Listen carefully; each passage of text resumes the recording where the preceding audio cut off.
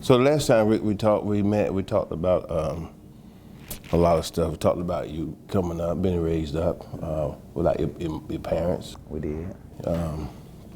We tapped in on your grandmother, I think it was, who raised you and your siblings. Yeah, we did, sure did. And then we went on from there to, you tapped a little bit about your life, meeting your wife, I think it was, if I'm not mistaken.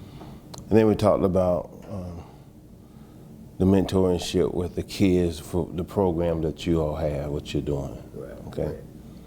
Then we got into the village piece of it, where it takes a village to raise a child. We talked about that a little bit. And we got into a little bit of the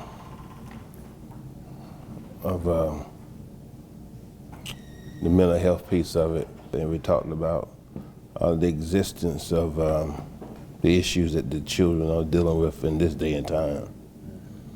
So what I want to do now is actually get back into I want to tap just a little bit, a few minutes on the mental health piece, but I want to see where y'all are headed with the way that technology is actually raising or have become a dictatorship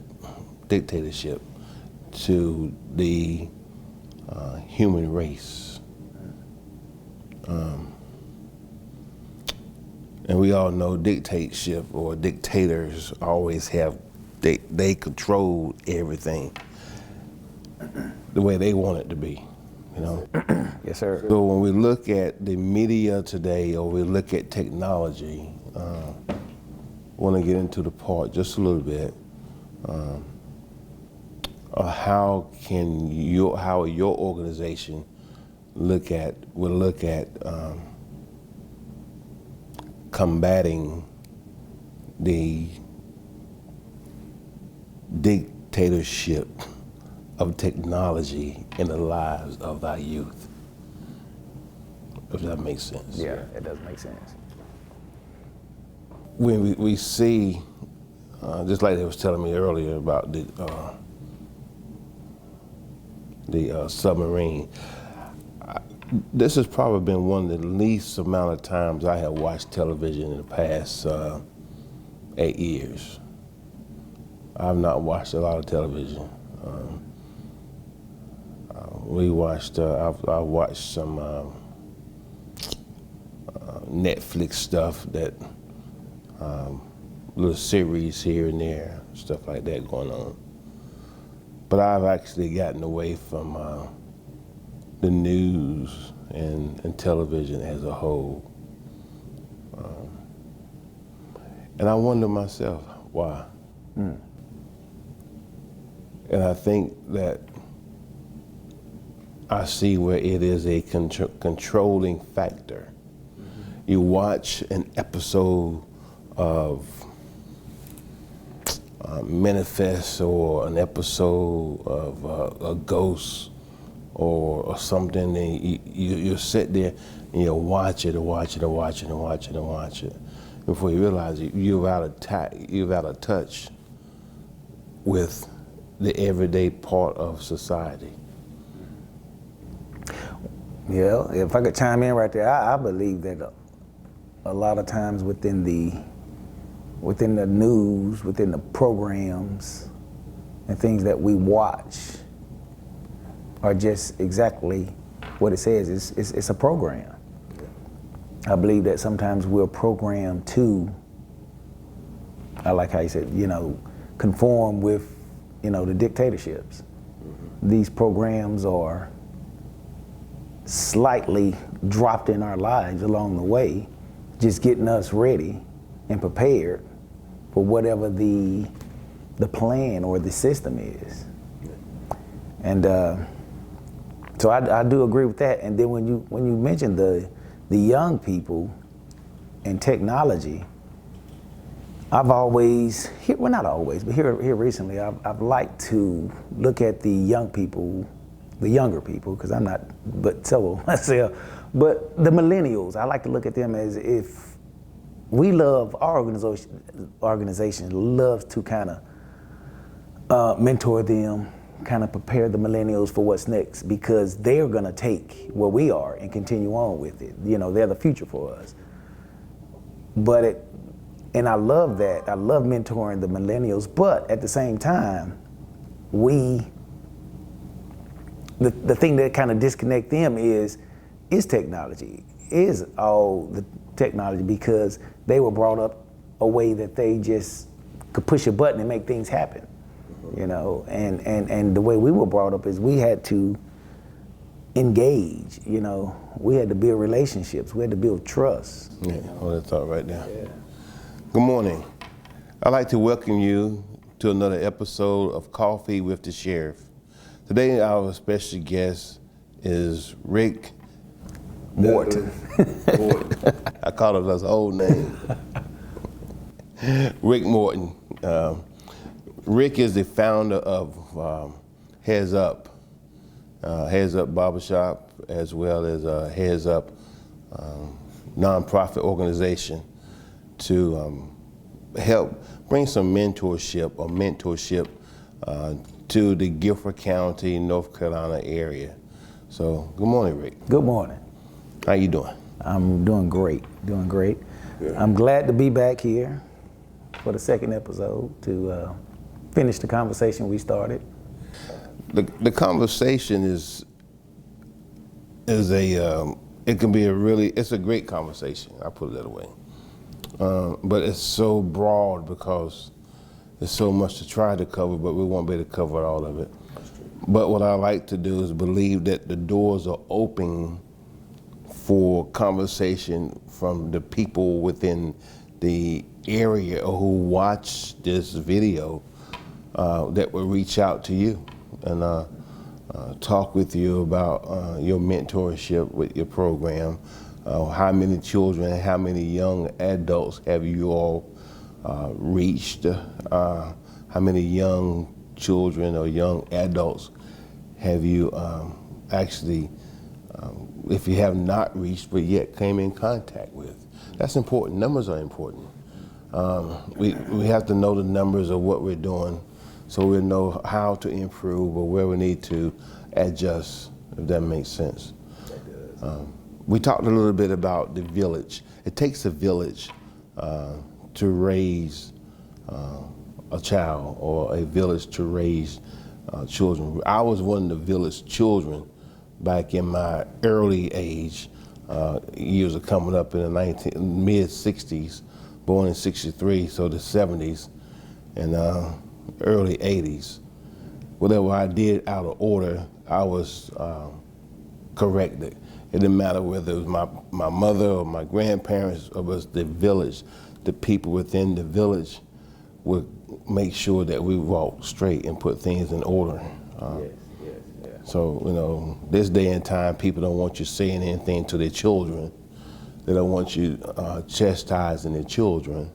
The child doesn't do this and the child didn't do that, you know. But when they research and go back and find out the child really did, you know.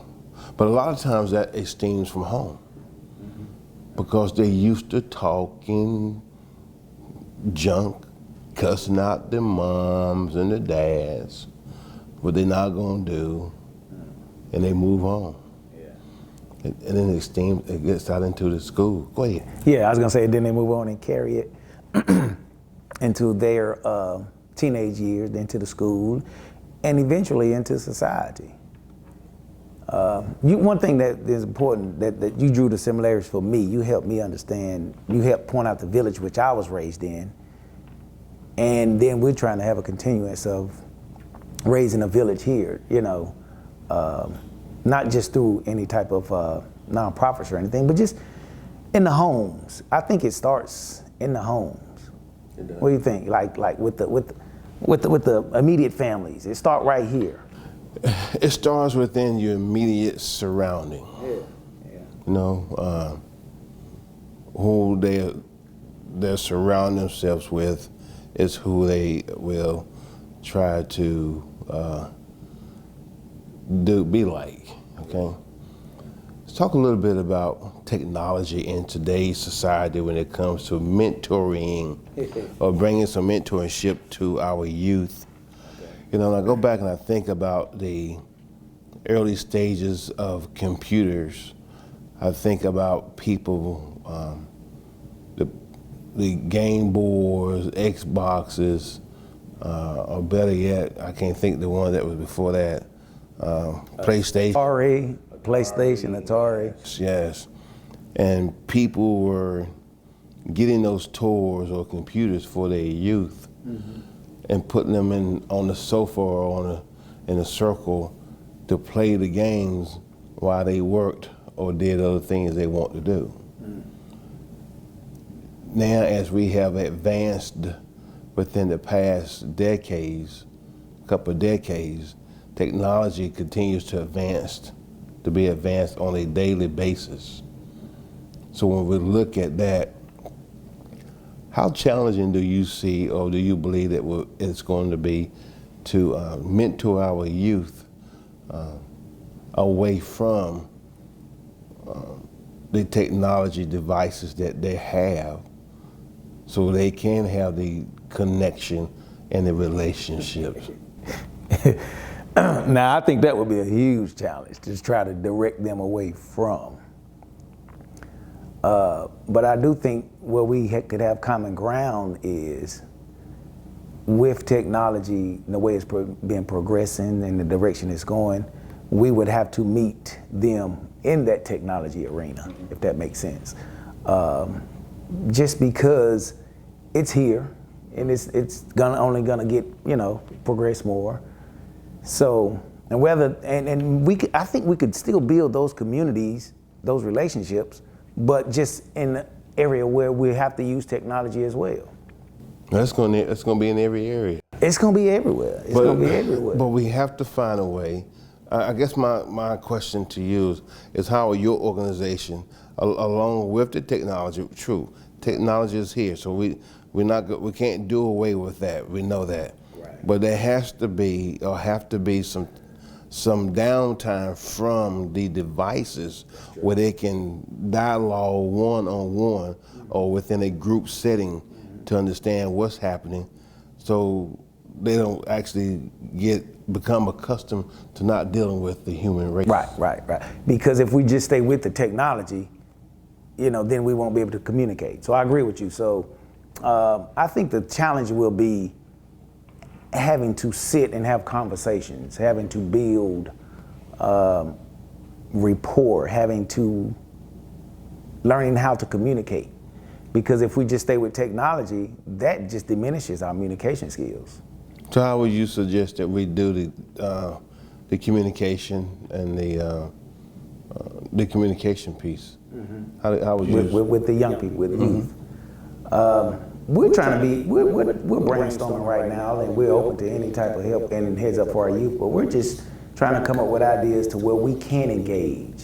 We want to inspire, but we also want to be able to engage with the kids, with the young people, and in our families and in the program as well. So I think it's just all about getting some type of engagement, getting programs to where we have to communicate, getting programs to where we have to build conversation pieces and things of that sort, and being able to, set aside some of our technology for a while. Well, we have when we look at the crime rate within the area that we're in, as well as the state or the nation, we continue to see how crime it's leveled out a little bit now from the days of COVID when it first kicked in. Pre-COVID, so kind of almost back to the level where we was at pre-COVID. COVID was a monster, and then we have post-COVID that we're trying to make sure that the different organizations throughout the country, all of us fight for the same cause, is to bring a better source of direction on how to interact with our youth, okay? You know, when you have 10-year-olds driving vehicles, stealing vehicles, and driving down the highway, troopers and deputy sheriffs and police officers chasing them. You know, and this is just not new. It's not new. It's gone on before, but it's more prevalent now. I think it's coming from the different things that we see, the video games or the digital devices that they operate off of and see. But we have to bring those things in perspective and let them know those games are good for when there's recreation time, but not for real life drama. Yeah. You know, things that can cause harm. You know, the thing that pops into my mind as you say that is, I think we still have a loss for the men in the community. Well, we do. I agree with that. And without having a loss for the men in the community, and I'm crossing genders. I mean, I'm crossing different ethnic groups. I'm just talking about men in general. Yeah, I got you. We have a loss for the men because men used to not be fearful of talking to the young people. It's almost not nowadays. Sometimes we're scared to talk to the young people, just maybe because the way they look, the way they dress. So if we're scared to talk to them, you know we're going to be scared to correct them. So I think we need to do a call to men. You know what I mean? Do a call out to the men of the community and see if we can't build men that could in turn help build these communities. Because you can't do it by yourself. Oh no, we can't. You and Mike can't do it together. So we're gonna have to. Does that make sense? It does, but it goes back to the, you know, and we hear it all the time. I hear that the OGs are afraid to talk to the new Gs or the young Gs because the OGs are afraid of the gunplay that the young Gs bring. Wow. Yeah, so we have to find a way to. I mean, other than, true, make arrests. Right, gotta do that. Put the people, make them be held accountable, regardless of what age group they Yeah. And put things in place where it can move forward, to bring a positive twist to this thing that's been going on. I saw where one of the counties, up to, this is the 6th month of the year, they up to 28 homicides as of the weekend. You know, and those are things that we want to stop. You know, we have the drug issues, we have the sex trafficking issues, we have the gun violence and the gun smuggling and all this stuff here. But unfortunately, we can't seem to get the people to come and to work with us because of, you know, the saying, snitches get stitches. Right. I'm like, nobody caring about that. We can fix that, okay? And we can. So we want to make sure that we protect those who talk with us. Right. You know, but that's the part of that mentorship. Yeah. So, I mean, as we have this conversation, there may be some type of programs where we need to be able to empower the OGs, the men, because... but they have the power. They have the power. Yeah. And the empowerment that they have is their stories. Yeah, they got their stories. I guess where I want to go a little bit further, because I would hate to be the guy who is scared to turn around and talk to people in my community because I'm fearful of what this young man may do to me, you know? I mean, because I'm fearful what, you know, may come about this conversation. I think if we could empower men, of course we got to do our thing with the youth as well, but just, I don't know, for some reason I'm just getting to be more inclined to talking about educating, empowering some of the men of the community to step up and let's help lead some of these young people. I mean, of course the organizations, of course law enforcement, you know, we're gonna do our jobs, but it's bigger than that. It's bigger than us. It's a lot of kids that don't get reached. You know, Gandhi talked about the fact of the empowerment that we have within that would express the desire and the interests of life, of outwardness. Wow. The power that we have, when we look at this, we see where people, they forget about the power that they have. Yeah, yeah. They don't exercise that. You know, the great Malcolm X talked about the fact, you know, it's great to be able to bring together integration, you know, to make sure that we come together. He believed that because he traveled the globe to understand the differences of different communities or ethnicities. But the interesting part was that when he traveled, it all came back to a head. Regardless where he went, it was the same thing. It's what we have within us that's going to help us bring out the positive things. Yeah. And of course, you know, he studied under Gandhi here and there. But at the same time, I'll leave this alone. I'll move forward. And I just want to say this. We have about a minute and a half left. Talk to me about your plans. What can we do to help to work with you all in this community to help reduce, to bring hope? Let's focus on hope. Okay. I think one thing we gonna need a little bit of help with is just tapping into some more resources. I mean, from where we've gotten this organization to at this point has been great, and a lot of it's been grassroots efforts, meaning we've done this 90% based off of what we have in the barbershop. But now if we could just tap into some outside resources to help us along the way, some more educators, some more people from the community that want to get involved to help us push the agenda of inspiring the young people, mentoring to the young people. I think that's what we need most of our help is just tapping into more resources. And this is not just financially. I mean, this can be financially, this can be physically. We just need all the resources we can tap into to help us go forward because like I said, again, our goal is just really to inspire because we see a lot of them coming in through the barbershops. You know, we got a few barbershops in the area and we see these young people, we see the need. You know, we see the single moms bringing 3, 4 kids into the barbershop, you know, without a dad around. We see this. So actually, this is one of the things that initiated Heads Up for Our Youth was just seeing this. So the more resources we can get, the more people organizations that we can partner with to take some of the load off of our shoulders, the better. I don't want to say, maybe the more kids we can reach, and then we can be more effective too. Okay. You know what I mean? Because sometimes we touch some kids and then we're gone because we don't have the resources to stay with these kids from middle school through high school and on because, you know, we're trying to make sure that we keep our families together at the same time.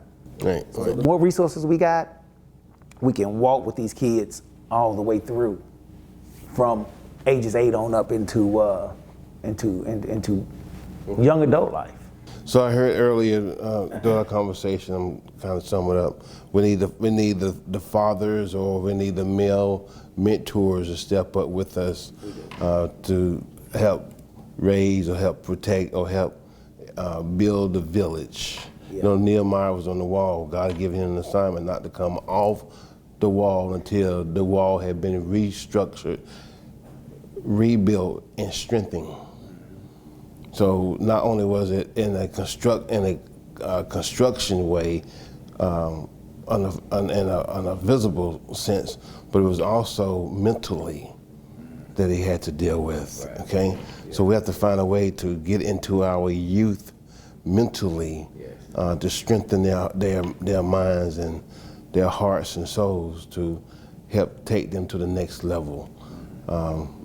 So I believe we can do those things. The things that I will say, as you open the opportunity for people to come out and to speak with you, as well as to the sheriff's office, we'll work it together and see what we can get done. Yes, sir. There's a lot that needs to be done, and no, the two of us cannot do it alone. That's real talk. The different ethnicities that we deal with and that we run across and see dealing with the same issues as the black and the white, Latinos, just all over. Yeah.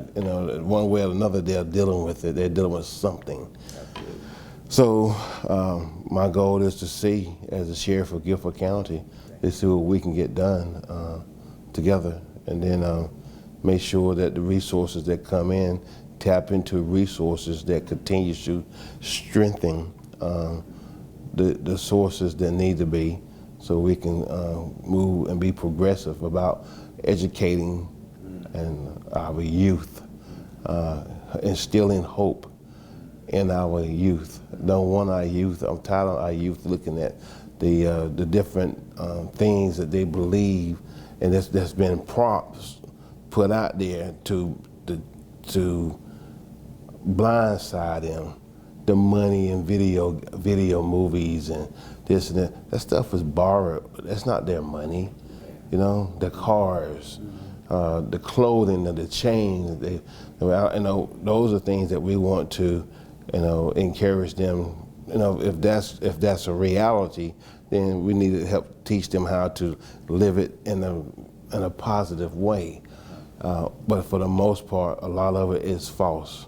So we have to make sure that we can bring them the true identity of, quote unquote, what it is to actually live the life in the human race. Yes, sir. That's just real talk. Yes, sir. So hey, I want to say thank you so very much for taking time out to watch another episode of Coffee with the Sheriff, as we continue to share conversation with Rick Morton, with Heads Up for Youth, as we continue to share these conversations and develop ways to reach our young youth, our young youth, adolescent youth, teenagers, as well as our young adults. It takes all of us. It does. It takes all of us. And of course, I don't have all the answers. If I have one of the answers, then that's a start.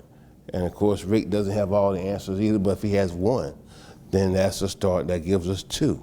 So if we can bring you on with us, please do not hesitate to give us a call. I want to give a big shout out to the Guilford County Sheriff's Office, though. I would say this, our Youth Academy, when we first come in office, was at, I think, 12. Mm-hmm. We're into our 4th year now, I believe it is, and we're up to 33. Really? Yes. Wow, that's reaching the youth. That's big. Reaching the youth. So if you have young children out there from the age, they're gonna probably get on me, but it's supposed to be from the age of 12 to 18 that would like to be a part of our Youth Academy. Please give us a call here at the Sheriff's Office. If they are 11 years of age and you'll sign a waiver, then I'll sign off on it. Okay, so I might end up in some trouble. But my heart is for the children. We want to see how we can keep them off the street, instill in them that they are productive, will be successful, and they are the doctors, attorneys, businessmen, nurses, teachers, of all just professional law enforcement people that's within them, men and women of faith, that they may have been called to do, versus smoking, drugging, committing suicide. That's real talk. Thank you once again, Sheriff Danny H. Rogers, and thank you. Another episode of Coffee with the Sheriff.